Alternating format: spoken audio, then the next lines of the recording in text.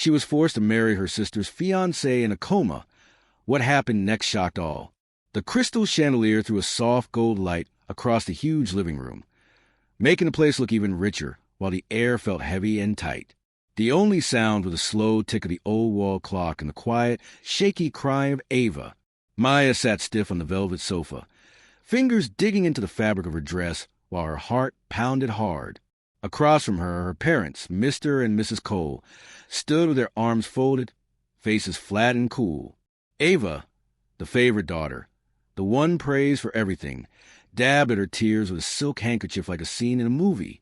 "I can't do it," Ava choked out, shaking her head. "I just can't." Maya's eyebrows pulled together. "Do what?" she asked, though the answer was already forming in her stomach like a stone. Her mother blew out a sharp breath. "Your sister cannot marry Logan Kensington in his condition," she said, impatient and clipped. Maya went still. Logan Kensington, the wealthy businessman, the perfect fiancé, Ava's perfect match. He'd been in a brutal accident 2 months ago and now lay in a hospital, unresponsive, stuck in a coma. "Wait," Maya said, voice catching. "You mean the wedding is still happening?" Her father scoffed. "Of course it's happening. Do you have any idea how much money depends on this?" Maya's heartbeat thudded harder. "But Ava doesn't have to go through with it," her mother added coolly. "Because you will." The words hit like a slap. Maya shot to her feet. "No, that's insane." Ava cried louder, eyes glossy. "Don't you get it, Maya? I can't marry a man who might never wake up. I'm only 24. My life would be over." Maya looked from Ava to their parents, stunned. "And you think I should?" Her father's jaw hardened. "This isn't about what we think, Maya. It's about survival. The Kensington family holds power. This marriage is the only thing keeping them from backing out of our deal. If they do, we lose everything." Her mother's cold gaze met hers. "You wouldn't want to destroy your family, would you?" Maya's throat burned. "This isn't fair." Ava sniffed and adjusted the diamond bracelet on her wrist. "Life isn't fair, sweetheart. But at least this way you'd finally be useful." The words stung. Maya had always been forgotten one, living in Ava's shadow, never quite enough. Now they wanted to use her like a chess piece. She wanted to scream, to run, to refuse, but she knew the truth. Her father wasn't lying. She had seen the reports. The Cole family was buried in debt. Their company was barely standing. If the Kensingtons pulled out, it would all collapse. She swallowed hard. "If I do this," she whispered, voice shaking, "what happens to me after?" Her mother's mouth curved in a small, pleased smile. "You'll be Mrs. Kensington. You'll live comfortably for the rest of your life. And if he never wakes up?" Her father waved a hand. "Then in a few years, you'll be a widow. No one will question it." Maya curled her fists.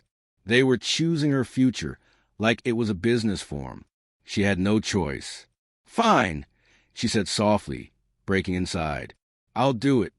The Cole estate turned into a fairy tale for ceremony. White roses draped everywhere, glittering chandeliers, gold touches on every corner. Guests whispered as they took their seats, confusion written on their faces. Everyone knew Logan was in a coma, yet the wedding was still moving forward. Maya stood at the altar in a sleek, beautiful, but somehow cold white dress. Her hands trembled around the bouquet, stomach twisted in knots. Instead of a groom at her side, there was a nurse ready to sign the documents as Logan's medical representative. The officiant's voice echoed through the grand hall. "Do you, Maya Cole, take Logan Kensington to be your lawfully wedded husband?" Her breath hitched. She turned slightly and saw Ava in the front row, calm and bored, already leaning toward a handsome man beside her. Probably a new fling. This wasn't supposed to be Maya's life, yet here she was. "I do," she forced out. "By the power vested in me," the officiant said, "I now pronounce you husband and wife." There was no kiss, no real celebration, just a scratch of a pen against a marriage certificate as Maya signed her name, tying herself to a man who wasn't awake. She looked down at the words Maya Kensington, and a single tear slid onto the page. This wasn't a wedding. It felt like a sentence, a life handed to her without a choice, a marriage to a ghost. The Kensington estate took her breath away at first sight. High marble columns, huge gardens, and a view that stretched over the city skyline like a painting. It shouted power and money. To Maya, though, it felt cold. As she stepped into the grand foyer on her first day as Mrs. Kensington, she felt like an outsider.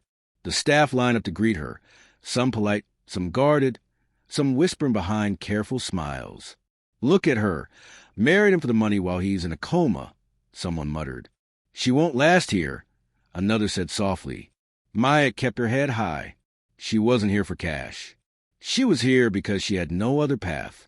If she was going to make it in this new world, she had to prove she was more than a pawn who married a dying millionaire. Logan's bedroom was massive, too big, too quiet. The only sound was the gentle beeping of the machines watching his body. Maya stood at his bedside and looked at the man who was now legally her husband. Even in sleep, he was handsome, dark hair, strong jaw, wide shoulders. But seeing him like this, trapped between life and death, broke something inside her. Slowly, she reached out and rested her hand over his. His skin was warm, but he didn't move. "I don't know if you can hear me," she whispered, "but I'm Maya, your wife." The word felt strange in her mouth. She took a breath and pushed on. "I don't belong here, and I'm sure if you were awake, you wouldn't want me here either. But until you wake up, if you wake up, I'll take care of you." She meant it. No matter how she got here, she wouldn't leave him alone. So each morning, she sat by his bed and read from his books. She fixed his pillows, checked on the nurses, and made sure every routine was followed. She brought fresh flowers to brighten the room and soften the edge of machines. Slowly, the whispers around the mansion began to shift. "She actually takes care of him.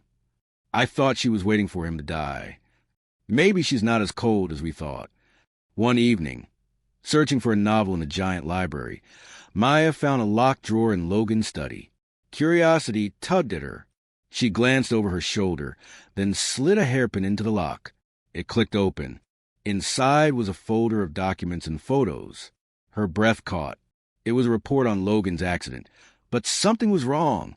The official story said it was a car crash, tragic but random. These papers suggested a different truth. The brakes had been tampered with. Someone wanted him dead. Maya's grip tightened as she read. This wasn't a simple wreck. It was a planned attack. And the worst part? Only a few people had access to Logan's car. Close family and trusted friends. That meant someone in this very house might have done it. Rain tapped lightly against the bedroom windows at night. A soft rhythm in the quiet room where Maya sat reading to Logan under the warm glow of a bedside lamp. She kept up the routine every evening, as if her voice could reach into the silent space where he was lost. She finished The Great Gatsby, closed the cover, and sighed. "I wonder if you like this one," she said, watching his still face. His breathing stayed steady. Long, dark lashes rested against his skin. No change. She reached for her water, then froze. His finger twitched. It was tiny, easy to miss, but it happened. Her heart leaped. Had she imagined it? She leaned closer, holding her breath. Nothing. Silence. Maybe it was a trick of the light. Maybe she was so desperate she was seeing things. She shook her head, exhaled, and stood. "Good night, Logan," she whispered, brushing her fingertips over his hand before leaving the room. She didn't see his finger twitch again. The next day, the feeling stuck with her. By night, she got her answer. Sitting by his side in the same lamp glow, she saw it again. His hand moved just a little. The next morning, when she straightened his blanket, his eyelids fluttered for a brief second. Something was changing. She called the doctor right away. Dr. Whitman, Logan's personal physician, arrived within the hour. He checked vitals, tested reflexes, and studied his condition with a calm, unreadable face. Maya stood by, hands clasped, feeling every second stretch. At last, Dr. Whitman turned to her. "You were right," he said. "His neurological activity is rising. His body is responding." Maya's chest lifted. "So will he wake up?" The doctor nodded slowly. "I can't say exactly when. But yes, he could regain consciousness at any time now." Relief washed through her, but it didn't last. News like this doesn't stay quiet. And when Ava heard, she appeared as fast as a spark catches dry grass. It began with a phone call. Maya was setting fresh flowers by Logan's bed when her phone buzzed. She frowned at the name. Ava, she answered slowly. Hello, Maya. Ava sang, far too cheerful. I just heard the most wonderful news. Logan might wake up soon. Maya's grip tightened. How did you? Oh, don't be silly. Ava cut in. News like this travels. And as his fiancé, I had to call. Maya's stomach twisted. He's my husband now, Ava, she said, keeping her voice firm. Ava laughed lightly. Oh, sweetie, let's not get stuck on details. We both know you only married him because you had to. But now that he's waking up, her tone turned sweet and sharp. Don't get too comfortable. Once Logan sees who should really be by his side, your little story is over. The line clicked dead. Maya lowered the phone, heart hammering. She had guarded him while he slept. Now she had to fight harder because Ava was coming back, and Ava never played fair. Maya woke at the sound of a sheet shifting. She had fallen asleep in the chair by the bed, like so many nights since she was forced into this strange marriage. Early light filled the room, mixing with the clean smell of the machines and the sweet scent of flowers. She thought she dreamed the sound. Then a rough, dry voice cut the calm. Water. Maya's eyes flew open. Her breath caught. Logan's eyes, deep blue and alive, were open, staring at her. You're awake, she whispered, jumping to her feet. Logan frowned, looking around the room like it was a place he'd never seen. His body tensed. His gaze landed on her again. Who are you? The joy inside Maya cracked. Logan, she said gently, taking a careful step closer. It's me? I'm Maya. He stared, confusion deepening. I don't know you. The words pierced. You've been in a coma for months, she explained softly. Do you remember what happened? He looked past her, searching for anything familiar. Finally, he shook his head, frustration tight in his jaw. No, he muttered. I don't remember anything. The doctors rushed in soon after and confirmed what Maya already feared. Retrograde amnesia. Logan's long-term memory was damaged. He could remember basic facts and skills, but his personal life was wiped clean. He didn't know the staff, his own reflection, or the ring on his finger. Most of all, he didn't know her. Maya sat quietly in the corner while the doctor explained things in calm medical words. Logan barely reacted, face set and distant, but Maya saw the tension in his shoulders and the way his hands clenched beneath the blanket. He was trying to handle a life with no past. Before anyone could say more, the door flew open. Logan! The sweet, sharp voice made Maya's blood run cold. Ava hurried to the bed, tears gleaming, heels clicking on the marble. She threw herself onto Logan, arms wrapped tight in a big, dramatic hug. Oh my God, I was so worried, she cried into his shoulder. I thought I lost you. Logan tensed, blinking fast, arms stiff at his sides. I don't... Ava pulled back just enough to hold his face, eyes shining with fake tenderness. It's okay, she cooed. The doctor said you don't remember. But I'm here now. Maya's stomach turned. Logan's brow wrinkled. Who are you? Ava gasped, hand to her chest like he'd wounded her. Logan, don't say that, she whimpered. It's me, Ava. One by one, Logan's family stepped in, the parents, close relatives, talking over each other, pouring on relief and affection and little reminders about who they were to him. Not one of them spoke to Maya. She stood like a stranger in the corner. Finally, Logan's mother, Margaret Kensington, turned to her, voice smooth, eyes sharp. It's good of you to have stayed with Logan through this, she said, cool and assessing. Now that he's awake, we won't need you anymore. The message was clear. Maya wasn't part of them. She wasn't a wife in their eyes. Maya swallowed. I am his wife, she said, steadier than she felt. That hasn't changed.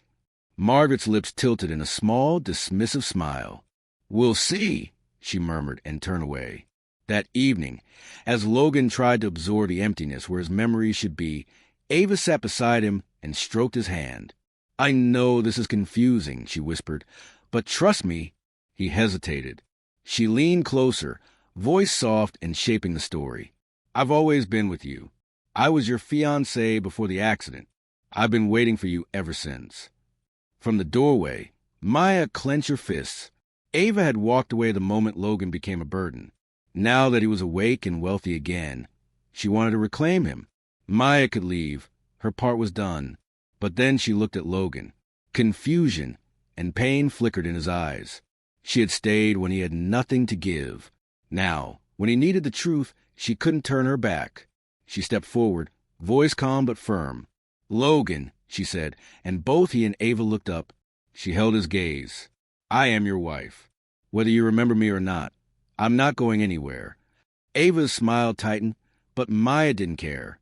For the first time since this nightmare started, she was ready to fight. Part 2. Ava did not back off. From the day Logan opened his eyes, she made it her mission to push Maya out of the picture. Every morning she arrived at the Kensington estate in perfect designer outfits, leaving a trail of perfume as she swept into Logan's room with a shiny smile. She took his hand like she had the right and told him stories that sounded sweet but rang false. Logan, we were so in love, she would sigh, tracing idle circles on his wrist. Remember our weekends in Paris? The way you'd hold me and say you couldn't live without me. Logan's brow bent with strain.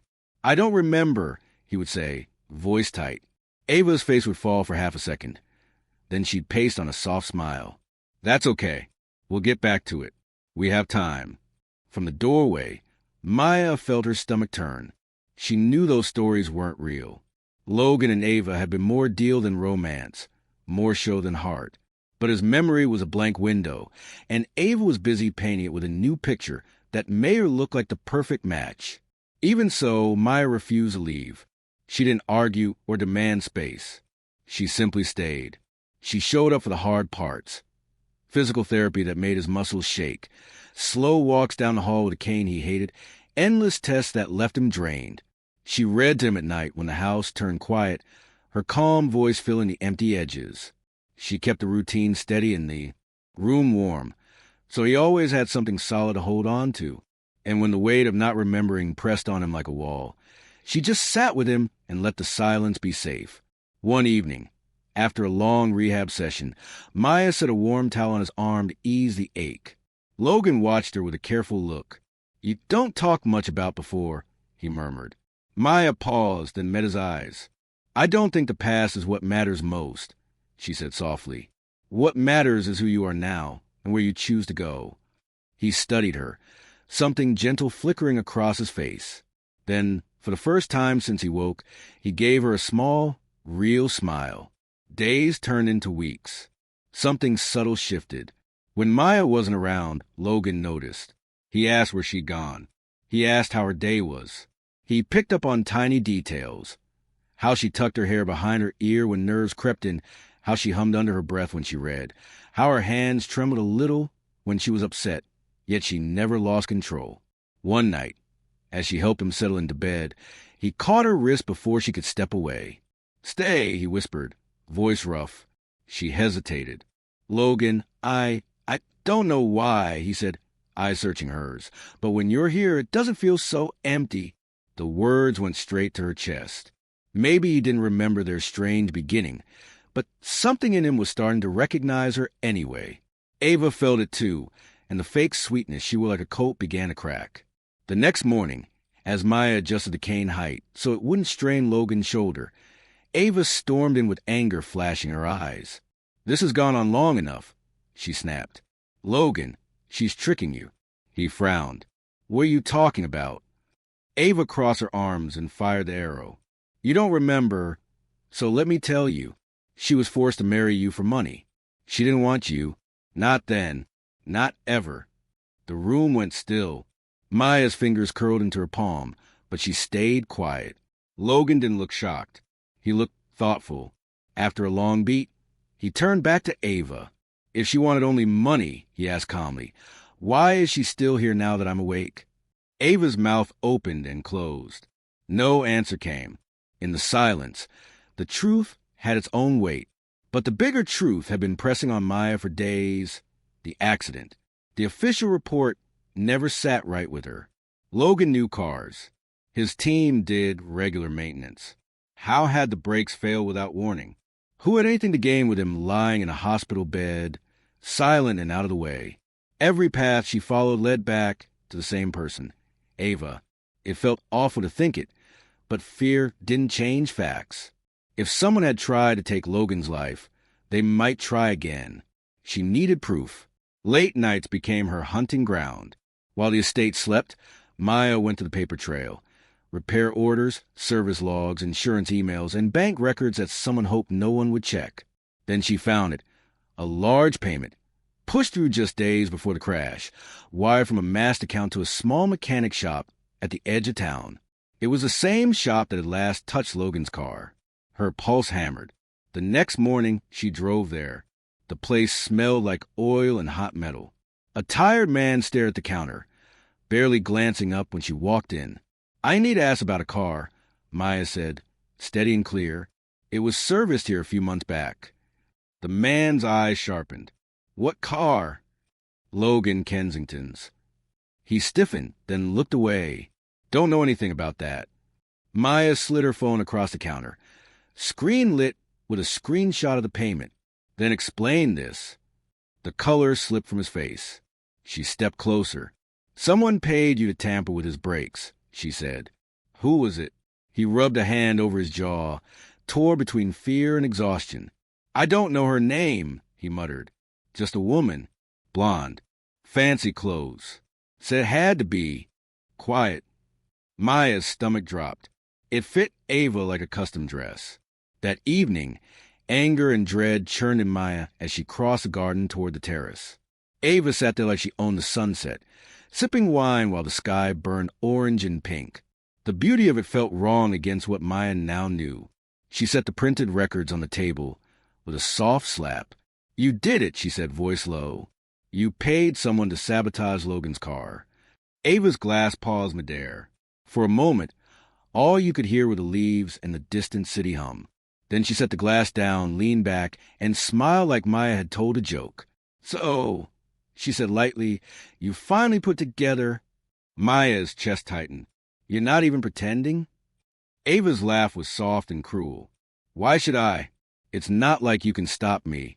"You tried to kill him," Maya whispered. Ava waved her hand, bored. "Don't be dramatic. If I wanted him dead, he would be dead." She tilted her head, eyes sharp. A coma was better. He was out of the way. For a while. Heat rose under Maya's skin. "You're a monster." "No," Ava purred, leaning forward. "I'm practical. And you? You were never meant for this world." Her voice fell to a hush with teeth in it. "You were background in my story. And very soon, that's what you'll be again." Her words were glass shards, and Maya understood the new danger. If Ava had already risked this once, nothing kept her from trying again. There was only one path forward now. Protect Logan and bring the truth into the light. That night a storm rolled over the city, rain beating the windows and thunder shaking the old bones of the house. Logan sat by the fire, eyes on the flames while pain pulsed behind his temples. It had been happening more often. Sharp headaches, then quick flashes of something he couldn't hold. A voice, a soft touch, a light inside the dark. As the wind howled, the flashes sharpened into a flood. It hit all at once. Wet streets, lights streaking across the windshield. The wheel locked. The brakes didn't answer. The spin, the slam, and then a figure, someone standing at a distance. Blonde hair lifted by the wind. A small, satisfied smile. "Ava." The fire cracked loud enough to make him jump. His chest rose and fell too fast. More pieces rushed in, long nights after the crash. Maya's voice reading in the dark, her hand steady on his, the way she kept his room warm with flowers and sunlight and care. His eyes flew open. It all made sense. The accident wasn't an accident. Ava had lied. And Maya had stayed when everyone else turned away. He shoved to his feet, breath shaking for a different reason now. He needed to find Maya. He needed to make this right. And Ava needed to face what she had done. Downstairs, Ava stood in the great hall with a glass of red, basking in what she believed was a win. Maya confronted her and left with nothing. No arrest, no scandal, no instant justice. Power belonged to people who knew how to play. And Ava thought she always played best. Then Logan's voice cut through the room like a blade. "Ava." She turned, startled. He stood at the top of the staircase, shoulders set, eyes cold and clear. He moved down the steps with slow control, thunder rolling outside like a drum. "What's wrong?" she asked sweetly, trying to pull the mask back on. He stopped a few feet away. "I remember," he said, every word steady. "I remember everything." The color fled from her face. He kept going. "I remember the crash. I remember the brakes being cut. I remember you standing there, watching." Her pulse thudded in her throat. "You're confused," she said quickly. "You're hurt. You know," he said, louder now, turning to the gathered family and staff who had drifted in from the sound. His voice hardened. "She tried to have me killed." Gasps broke across the room like dropped glass. Ava forced a breathy laugh. "You don't have proof." Logan's jaw set. "Actually," he said, "we do." Maya stepped forward from the side hall, a folder tucked under her arm. She opened it and laid out the pieces. The mechanic's statement, the bank transfer, the service record. Eyes swung to Ava. Her mask slipped, and fear showed in the cracks. "You," she began, but the words fell apart. Logan turned to his parents, face unreadable but sure. "She is not welcome here," he said. For a long moment, his father stood stunned, still seeing the polished version of Ava he'd liked for years. But his mother, Margaret, was ice and iron. She looked at Ava as if the floor had opened. "You have disgraced this family enough," Margaret said, voice low and sharp. "Leave." Ava searched for an ally and found none. She threw a last glare at Maya, then walked out with her chin high, the storm swallowing her as the front door shut behind her. The house felt different in the quiet that followed. The rain eased to a soft patter. The heat from the fire warmed the room instead of choking it. Logan turned, finding Maya where she stood, steady, tired, shining. For the first time since waking up, he didn't hesitate. He reached for her hand. She sucked in a breath, but he held on as if he'd never let go again. "I remember," he said, voice rough with truth. Hope rose in her eyes like dawn. "You do?" He nodded, throat tight. "I remember everything. And I remember how I never really saw you before." He stepped closer. "But now I do." His fingers brushed her cheek, gentle and certain. "You stayed. You saved me." Emotion swelled through her, soft and huge and bright. "Logan, Maya," he whispered, honesty flooding every word. "I love you." Tears spilled down her face, not from pain, but from relief that felt like a new life. After all the lies, all the pressure, all the quiet nights spent reading to a man who couldn't answer, the truth finally stood in the open. The next morning, the estate breathed easier. Without Ava's shadow, the rooms felt lighter. Hallways didn't carry whispers or fake smiles. For once, Maya could stand on the balcony and take in the clean air and the scent of roses and believe it meant something good. Footsteps sounded behind her. She turned as Logan stepped into the morning light. They looked at each other with no masks, no walls, no old wounds spinning their thoughts. "You're up early," he said, warm. "Couldn't sleep," she said with a small smile. "Too many thoughts." He moved closer. "Like what?" She hesitated, then said quietly, "Like what happens next?" He didn't look away. He reached into his pocket and pulled out a small velvet box. Her breath snagged. He went down on one knee, careful and sure. "We were married before," he said, eyes on hers, voice soft and strong. "But that wasn't our choice. It wasn't our moment. This time, I want to do it right. No deals. No pressure. Just me asking the woman I love to be my wife." Joy burst through her like light. She dropped to her knees with a laugh through tears. "Yes," she whispered. "Yes." Their second wedding looked nothing like the first. There were no secrets in the corners, no bargains in the pews. The Kensingtons, who once treated Maya like a stranger, opened their arms. Margaret took Maya's hands before the ceremony and squeezed them. "I was wrong," she said quietly. You stood by my son when we didn't. You have my respect." Maya blinked back tears and nodded. Then she walked the aisle to a man who was awake, present, and smiling only for her. When she reached him, he held her hands, steady and warm. "You look amazing," he whispered through a grin. She smiled back through happy tears. The vows were simple and deep.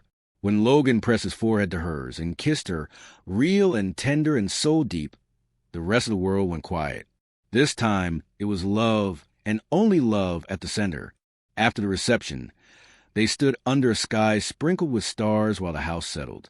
Logan laced his fingers with hers. "You changed my life," he said softly. "You saved me in ways I can't repay." Maya leaned into him. "You don't owe me anything," she whispered. "Just stay." He tightened his grip. "Always." Then, almost too soft to catch, he added, "Thank you for never giving up on me." In that stillness, with the future open and chosen by them alone, Maya felt the truth down to her bones. She was finally home. As Maya and Logan held each other beneath the quiet night sky, their story proved something simple and strong. Real love isn't about how things begin, but how two people choose to fight for each other when everything goes wrong. Maya, the girl once overlooked, became the woman truly seen, valued, and adored. Logan, once lost in darkness, found his way back because her steady care lit the path. And Ava learned a hard truth. Lies and greed may look powerful for a while, but they always break apart in the end. Kindness, loyalty, and honest love win because they last.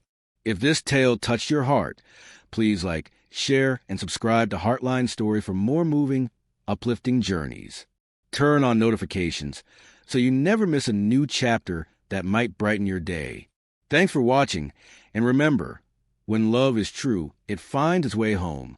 See you in the next story.